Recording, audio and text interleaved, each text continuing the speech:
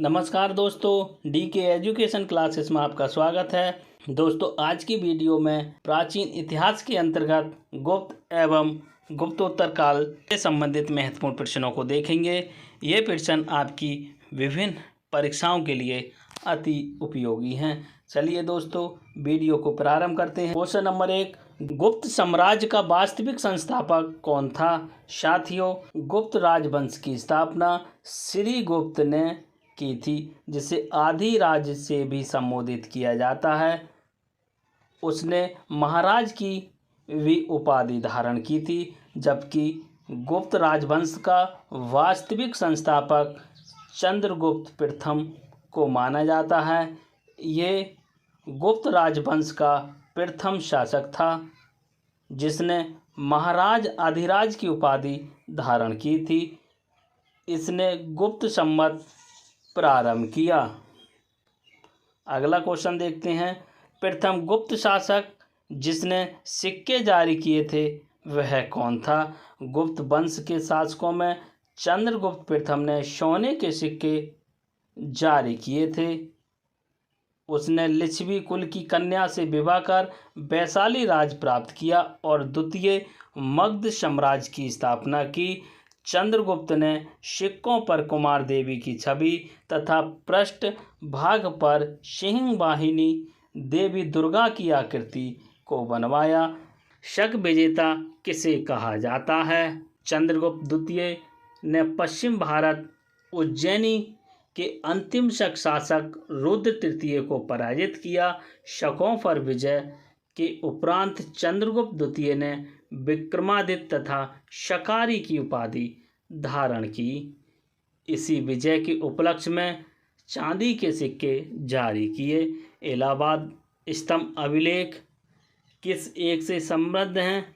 साथियों, इलाहाबाद के अशोक स्तंभ अभिलेख से समुद्रगुप्त के शासन के विषय में सूचना प्राप्त होती है। अशोक द्वारा निर्मित ये स्तंभ लेख कौशाम्बी से लाकर इलाहाबाद में अकबर ने स्थापित करवाए।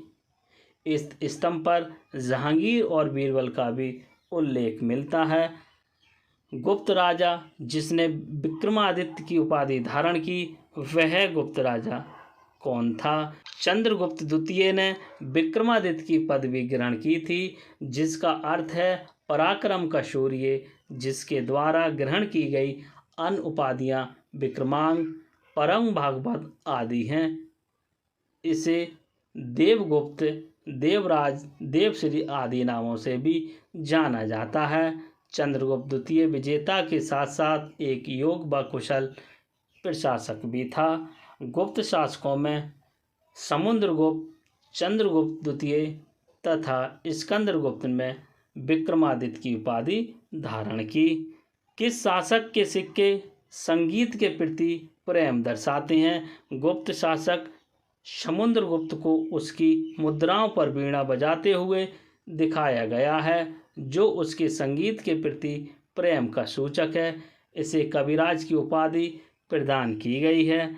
अपनी विजयों के पश्चात समुद्रगुप्त ने अश्वमेध यज्ञ कराया था तथा पृथ्वी प्रथम वीर की उपाधि ग्रहण की। हरिसेन ने प्रयाग प्रशस्ति में समुद्रगुप्त की उपलब्धियों का उल्लेख भी किया था। अगला क्वेश्चन देखते हैं। भारत का नेपोलियन किसे कहा जाता है? साथियों, समुद्रगुप्त की साम्राज्य प्रसार की नीतियों से प्रभावित होकर इतिहासकार विंसेंट स्मिथ महोदय ने अपनी कृति अर्ली हिस्ट्री ऑफ इंडिया में उसे भारत का नेपोलियन कहा। समुद्रगुप्त के शासनकाल में गुप्त साम्राज्य का सर्वाधिक विस्तार हुआ। आर्यव्रत का प्रथम एवं द्वितीय विजय अभियान, दक्षिणापथ के 12 शासकों पर विजय उसके प्रमुख सैन्य अभियान थे। समुद्रगुप्त की विजय नीतियों में परिचारिकाकृत नीति, ग्रहण मोक्ष, अनुग्रह तथा कन्या उपायन आदि प्रमुख नीतियां थीं। गुप्तकालीन रजत मुद्राओं को क्या नाम दिया गया? साथियों, गुप्तकालीन रजत मुद्राओं को रुपये या रूपक का नाम दिया गया। इन्हें जारी करने वाला प्रथम गुप्त शासक चंद्रगुप्त द्वितीय था। इसने पहले से प्रचलित शक मुद्राओं की भांति ही अपनी रजत मुद्राओं को भी उत्कीर्ण कराया। गुप्त काल के राजाओं के अभिलेखों में स्वर्ण मुद्राओं को दिनार कहा गया। गुप्त काल के सर्वाधिक सिक्के बयाना भरतपुर राजस्थान से प्राप्त हुए हैं। चंद्रगुप्त के नवरत्नों में कौन सा फलित ज्योतिषी से संबंधित था? साथियों, क्षपणक फलित ज्योतिषी के विद्वान थे। चंद्रगुप्त द्वितीय विक्रमादित्य के नवरत्नों की प्रसिद्धि रही। नवरत्नों में सर्वोत्कृष्ट महाकवि कालिदास थे। उत्कृष्टता के क्रम में नवरत्न के नाम कालिदास, धनवंतरी, वारामिहिर, अमर सिंह, शंकु, क्षपणिक, बररुचि, बेताल भट्ट तथा घटकपूर प्रमुख थे। कवि कालिदास किसके दरबार में रहते थे? साथियों, कवि कालिदास संस्कृत भाषा के महान कवि और नाटककार थे। कालिदास चंद्रगुप्त द्वितीय विक्रमादित्य के नवरत्नों में से एक थे। चंद्रगुप्त में कालिदास को अपना राजदूत बनाकर कुंतल नरेश के दरबार में भेजा गया था।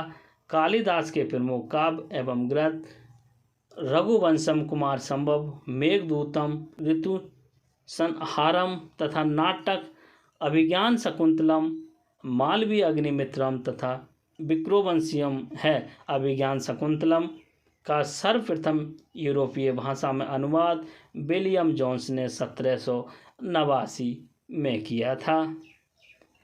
नगरों का क्रमिक पतन किस काल की एक महत्वपूर्ण विशेषता थी? साथियों, गुप्त काल में पाटलिपुत्र, मथुरा जैसे प्रमुख नगर भी क्रमिक पतन की ओर अग्रसर हुए। संपूर्ण गंगा की घाटी में जो नगर पहले अत्यंत समृद्ध अवस्था में थे, उनमें से अधिकांश को गुप्त काल में त्याग दिया।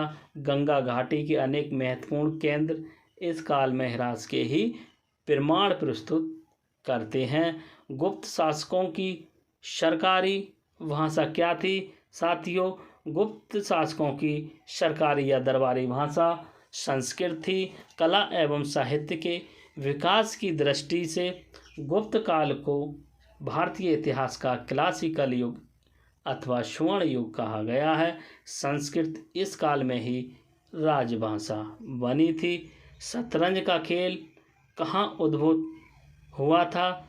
शतरंज उन प्रारंभिक खेलों में से एक है जो 4 खिलाड़ियों वाले चतुरंग नामक युद्ध खेल के रूप में विकसित हुआ। ये भारतीय महाकाव्य महाभारत में उल्लेखित एक युद्ध व्यूह रचना का संस्कृत का नाम है। गुप्त काल के दौरान शतरंज के खेल का उद्भव भारत में ही हुआ। किस अभिलेख से सती प्रथा का प्रथम साक्ष्य प्राप्त होता है? साथियों, सती प्रथा का प्रथम अभिलेख ये साक्ष्य 510 ईस्वी में प्राप्त भानुगुप्त के अभिलेख से हुआ है, जिसमें गोपराज सेनापति की स्त्री के सती होने का उल्लेख मिलता है। एरन नामक ऐतिहासिक स्थान मध्य प्रदेश के सागर जिले में स्थित है। किस चीनी यात्री ने भीनमाल की यात्रा की थी? भीनमाल प्राचीन काल में गुजरात राज्य की राजधानी थी। हैनसांग प्रसिद्ध चीनी बौद्ध भिक्षु था जो हर्षवर्धन के समय भारत आया। उसने भीनमाल की यात्रा भी की। उसने तांग शासकों की राजधानी चंगन से भारत के लिए 629 ईस्वी में प्रस्थान किया। इसके यात्रा विवरण को सीयू की कहा गया। 3री शताब्दी में वारंगल किस लिए प्रसिद्ध था? साथियों, 3री शताब्दी में वारंगल, जो अब वर्तमान में तेलंगाना राज्य है, लोहे के यंत्र उपकरणों को बनाने हेतु प्रसिद्ध था। वारंगल का किला सन 1199 में बनना प्रारंभ हुआ, जिसकी नींव राजा गणपति ने रखी और सन 1261 ईस्वी में रुद्रमा देवी द्वारा पूर्ण किया गया। वारंगल 12वीं सदी में काकतियों की राजधानी था। काकतियों के शासन काल में वारंगल में हिंदू संस्कृति और तेलुगु भाषा की अत्यधिक उन्नति हुई। मोखरी शासकों की राजधानी क्या थी? साथियों, मोखरी शासकों की राजधानी कन्नौज थी। इस वंश के प्रमुख शासकों में हरि वर्मा, आदित्य वर्मा, ईशान वर्मा, ग्रह वर्मा थे। कन्नौज का प्रथम मोखरी वंश का सामंत हरि वर्मा था। उसने 510 ईस्वी में शासन किया था। इसकी महत्वपूर्ण उपलब्धि होड़ों को पराजित कर पूर्वी भारत को उनके आक्रमण से बचाना था। नर्मदा नदी पर सम्राट हर्ष के दक्षिणावर्ती अभियान को किसने रोका? साथियों, नर्मदा नदी के तट पर हर्ष एवं चालुक्य शासक पुलकेश्वर द्वितीय के मध्य युद्ध हुआ। इसमें हर्ष की पराजय हुई। पुलकेश्वर द्वितीय की एहोल प्रशस्ति एवं हैनसांग का विवरण इस युद्ध के साक्ष्य हैं। इसका शासनकाल 609 ईस्वी से 642 ईस्वी तक रहा।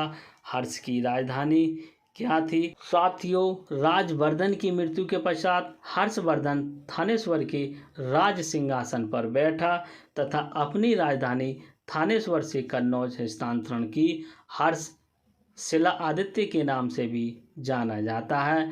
इसने परम भट्टारक मगध नरेश की उपाधि धारण की थी। इसके शासनकाल में कर वसूलने वाले अधिकारी को भौगोलिक तथा भूमि संबंधी विवरण रखने वाले अधिकारी को पुस्तपाल कहा गया था। हर्ष के शासनकाल की सूचनाएं किसकी पुस्तक में वर्णित हैं? साथियों, बाणभट्ट की कृति हर्षचरित तथा कल्याणकृत राजतंगड़ी में हर्ष के शासनकाल की सूचनाएं मिलती हैं। हैनसांग ने हर्ष को शिला आदित्य कहा था। बाणभट्ट ने अपने समकालीन शासकों एवं उसके पूर्वजों के जीवन व्रत का व्रत किया। हर्ष ने नागनंद, रत्नावली, प्रियदर्शिका नामक नाटकों की रचना की। चीनी यात्री हैनसांग ने किस विश्वविद्यालय में अध्ययन किया था? हर्षवर्धन के शासनकाल में प्रसिद्ध चीनी यात्री हैनसांग ने भारत की यात्रा की। नालंदा विश्वविद्यालय में योग शास्त्र का अध्ययन किया। उस समय यहाँ के कुलपति आचार्य शीलभद्र थे। हैनसांग को यात्रियों का राजकुमार तथा वर्तमान शाक्यमुनि कहा गया था। साथियों, ये थी आज की वीडियो जिसमें आपने गुप्त तथा गुप्तोत्तर काल से संबंधित महत्वपूर्ण प्रश्नों को देखा। ये वीडियो आपके लिए बहुत ज़्यादा उपयोगी होने वाली है। साथियों, वीडियो पसंद आई हो तो वीडियो को लाइक करें, शेयर करें और हमारे चैनल को सब्सक्राइब करें। धन्यवाद।